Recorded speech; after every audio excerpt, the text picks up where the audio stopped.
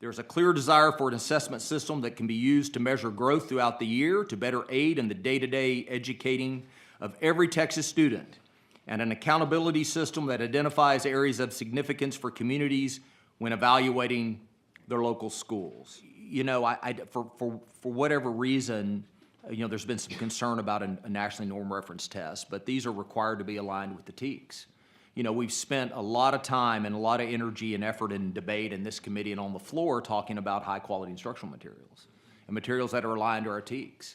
And as we begin that focus and we understand that we want those standards to be taught and be included in our curriculum, it's important that we have an assessment that realizes that meets that moment, to use that term again, and then provides that feedback so that teachers know where their kids are. You know, we have students in our classrooms, and our teachers teach kids of all abilities and all levels.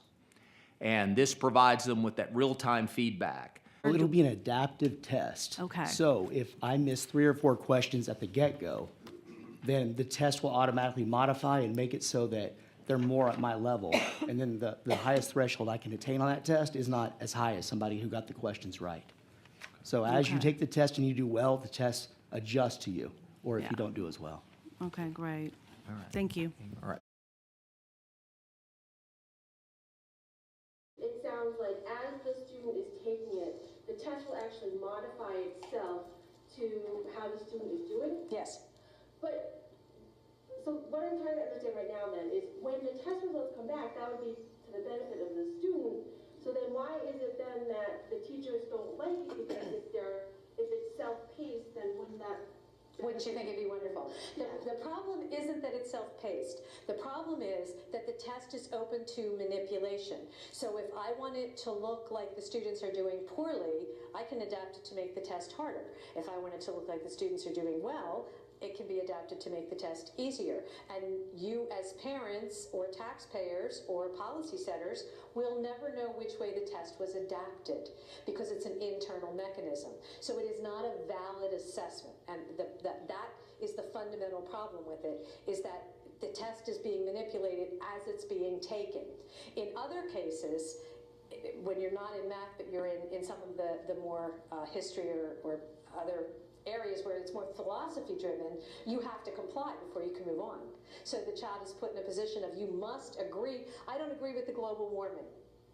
No, but you have to, because the test won't let you move on unless you comply. So when the test makers can make the test adaptive, we can make it easier, we can make it harder, or we can make it so that we force compliance. You can't take the next step unless you comply with whatever it is that's being taught in, or presented in the test. So even if you don't agree with it, you're gonna have to write it. You're gonna have to say so. Perhaps an example that is older will help you.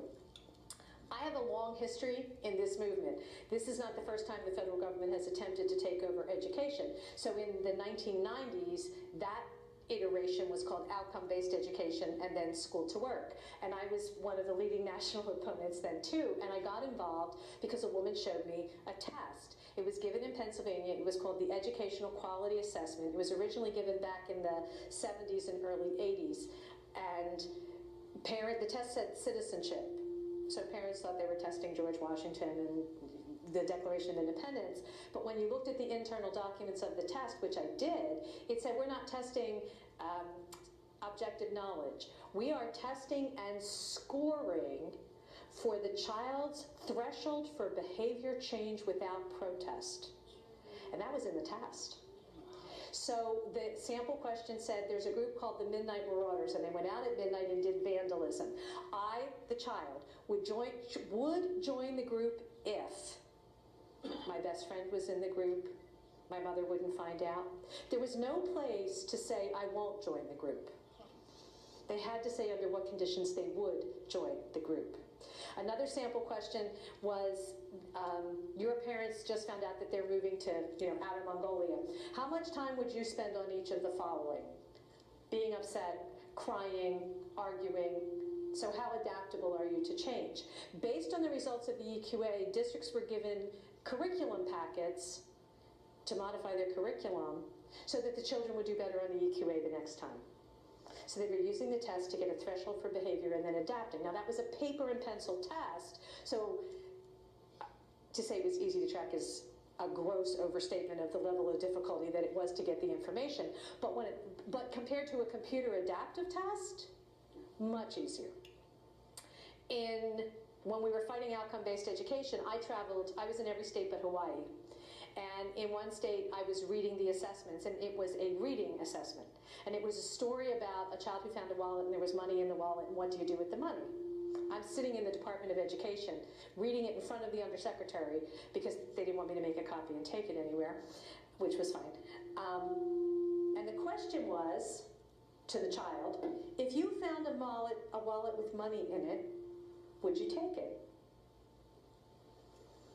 Do you read better if you say yes, or do you read better if you say no? Or were they testing a child's honesty on a state assessment with their name on it that was computerized? But because it was paper and pencil, I could find it. What if I put that in a computer test? And if they don't give the right answer, I can change the computer to move them in the next direction. So computer adaptive testing is really dangerous for our children because the state can manipulate achievement data by making the test harder if they want or easier if they want. And you won't know. You'll just get proficient results. Or they can use the test to test for and then influence what your child thinks and how your child thinks about a variety of topics. And again, the parents thought that was a reading test.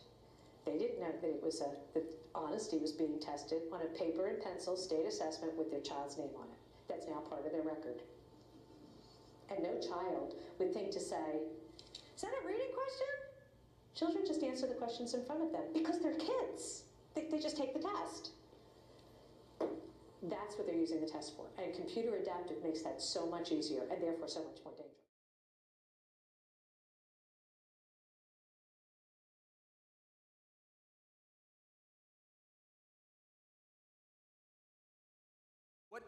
What we do in the bill is we instruct the agency to request through an RFI an assessment to be built, if you will. And that assessment requires that 85% of the students should be able to complete the beginning of the year and the middle of the year test in 60 minutes for our third and fourth graders, and the end of the year summative in 90 minutes. It also, in grades 5 through 8, must be constructed in a way where the beginning of the year and the middle of the year test can be completed in 75 minutes and the end of the year in 90 minutes. Now, I've talked to parents about this. Parents don't want their children rushed, so we do not make any sort of a requirement that a district can allow more time for a student. However, we do know that the way these tests are built and constructed should make this a less stressful experience. What I long to do to the best of our ability, and this body I think should, is we need to make testing just another day at school to the best we can. And the data that can be gathered from this will be extremely actionable by our teachers and immediately. Did you say that we are no longer going to send the test questions or have a mechanism to send test questions to the school districts? Because I know in the previous sessions that was really important for schools to have to help prepare the students in order to be successful in the test or even after the test was done so they can review? Yes, this does remove the requirement for them to release the test questions. Do you know when the requirement was put in the first place? Because it's significant cost and difficulty in releasing these adaptive and norm referenced assessment items. So Nationally norm reference test is also the parity that we asked for in the voucher fight. This body decided that students who get a voucher must take a nationally norm reference test to attend the private school with a voucher. This is the fairness part we've been asking for.